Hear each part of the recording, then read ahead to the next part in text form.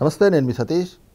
ప్రస్తుత deputy speaker Raghuramakrishnaraju గారి custodial torture case పైన మరి బీహార్ హైకోర్టులో ఆయన ఒక పిటిషన్ దాఖలు చేశారు. ఆ పిటిషన్ కూడా ప్రస్తుతం ఏపీ రాజకీయ వర్గాల్లో సంచలనంగా మారినటువంటి పరిస్థితి. ప్రధానంగా అసలు ఆయన వేసినటువంటి పిటిషన్లోని అంశాలు కూడా ఎంతో ఆసక్తిని రేకెత్తిస్తున్నటువంటి క్రమంలో అసలు ఆ కేసు విచారణలో జరుగుతున్నటువంటి పరిణామాలు కావచ్చు, లేదా రఘురామకృష్ణరాజు గారు వేసినటువంటి పిటిషన్ని ఎలా చూడాలి అనేటువంటి అంశాలు మనతో విశ్లేషించేందుకు ప్రముఖ రాజకీయ విశ్లేషకులు అంకమరావు గారు ఉన్నారు. సార్ నమస్తే. సార్, మనం చూస్తూ ఉన్నాం, ఏదైతే జగన్మోహన్ రెడ్డి అధికారంలో ఉన్నప్పుడు రఘురామకృష్ణరాజు గారి అరెస్టు, ఆయన కస్టోడియల్ టార్చర్, మరి సుప్రీంకోర్టు దాకా వెళ్ళి ఆయన బెయిల్ తెచ్చుకోవాల్సిన పరిస్థితి. అయితే అది దేశంలోనే ఒక సంచలనమైనటువంటి విషయం. ఆ కేసు దర్యాప్తు అనేటువంటిది ఇప్పుడు జరుగుతున్న విధానం, మరి ఆ కేసులో ఎవరెవరిపైన అయితే కనుక అభియోగాలు మోపబడి ఉన్నాయో వాళ్ళు ఇతర రాష్ట్రాలకు వెళ్ళిపోయి ఇప్పుడు అక్కడి నుంచి కూడా స్టేలు తెచ్చుకోవటం. మరి రఘురామకృష్ణరాజు గారు కూడా బీహార్లో ఒక పిటిషన్ వేశారు, ఆంధ్రప్రదేశ్లో నమోదైనటువంటి కేసు పైన మీరు స్టే ఇస్తే ఇక్కడ ఇంకో రాష్ట్రంలో కేసు దర్యాప్తు ఎలా పురోగతి చెందుతుంది అని చెప్పి. అసలు అంటే ఇది న్యాయ వ్యవస్థలోనే ఒక సంచలనంగా చెప్పుకోవాలి. ఈ రకమైనటువంటి పిటిషన్ ఎలా చూడాలి?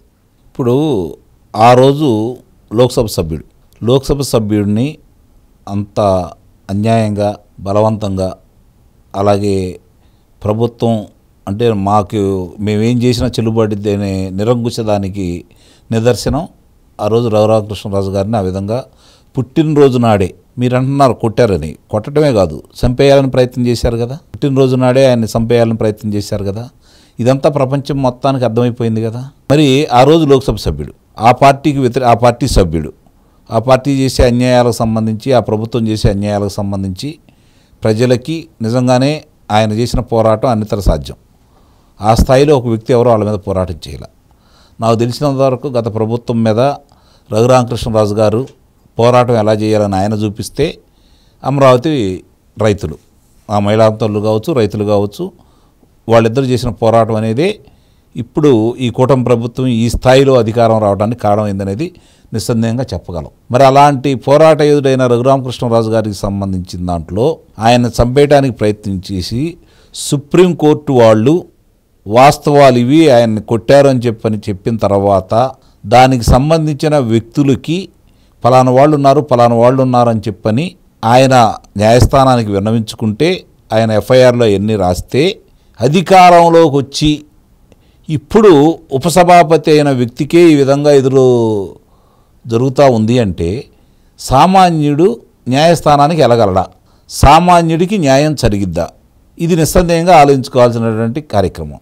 ఇప్పుడు మీరన్నట్టు ఆంధ్ర రాష్ట్రంలో జరిగిన దానికి బీహారు సంబంధించిన వ్యక్తి ఇక్కడ వచ్చి ఉండొచ్చు, ఆ రోజు కావాలని తెచ్చుకున్నారు, ఈరోజు మళ్ళీ అక్కడికి వెళ్ళిపోయాడు సునీల్ కుమార్ నాయక్. ఇప్పుడు ఆయన్ని అదుపులో తీసుకోవాలంటే అతనికి నోటీస్ ఇచ్చారు, ఆయన ఒక బాధ్యత గల అధికారి.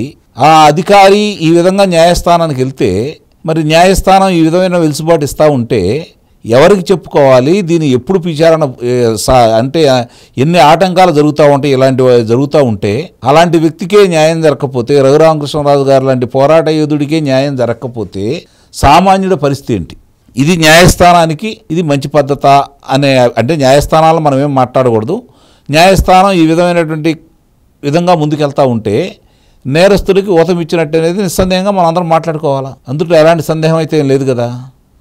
మరి ఇంత జరుగుతూ ఉంటే ఈరోజు ఆయన ఎవరి మీద అయితే అభియోగాలు మోపారో ఆయన్ని చంపేయాలనే కార్యక్రమంలో భాగంగా ఆయన గుండెల మీద కూర్చొని ఏ విధంగా అయితే దెబ్బలేశాడో తులసిబాబు అనే వ్యక్తికి సంబంధించింది ఆయన స్పష్టంగా చెప్పడం కూడా జరిగింది.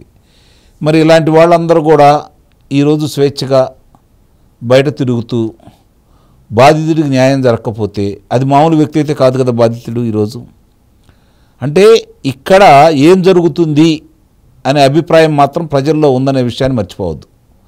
ప్రజలు అన్నీ నిశ్చితంగా గమనిస్తూ ఉన్నారు. మనం అనుకున్నంత పిచ్చోళ్ళు కాదు వాళ్ళు. సమయం సందర్భం వచ్చినప్పుడు సరైన తీర్పు ఇస్తున్నారు వాళ్ళు.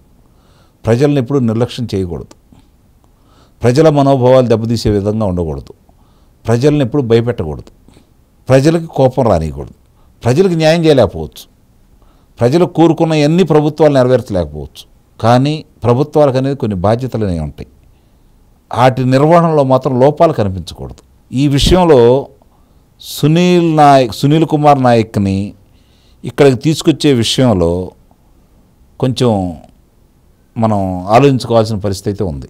ఈరోజు న్యాయస్థానం అవకాశం ఇవ్వటం, ఇది ఎవరి ప్రమేయం లేకుండానో ఎవరి ప్రోత్సాహం లేకుండానో మాత్రం జరుగుతుందని అయితే మాత్రం నేనైతే భావించట్లా, నిస్సందేహంగా చెప్పగలను ఇది. ఎందుకంటే అలాంటి వ్యక్తిని చంపాలని ప్రయత్నం చేస్తే రఘురామకృష్ణరాజు గారు లాంటి వ్యక్తిని, దానికి సహాయ సహకారాలు అందించిన వాళ్ళు ఫలానా వాళ్ళని చెప్పని ఆయన పొందుపరిస్తే విచారణ కూడా రానియకుండా అడ్డుపడుతున్నారు అంటే అసలు ఆయన కేసు ఏ స్థాయికి, అసలు దానికి ముందుకెళ్ళిద్దా?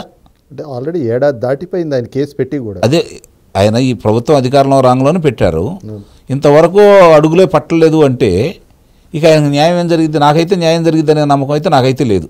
మరి ఆ ఉపసభాపతికి ఈ పరిస్థితి ఎదురవుతూ అంటే ఇది మాత్రం చాలా బాధాకరమైన విషయం.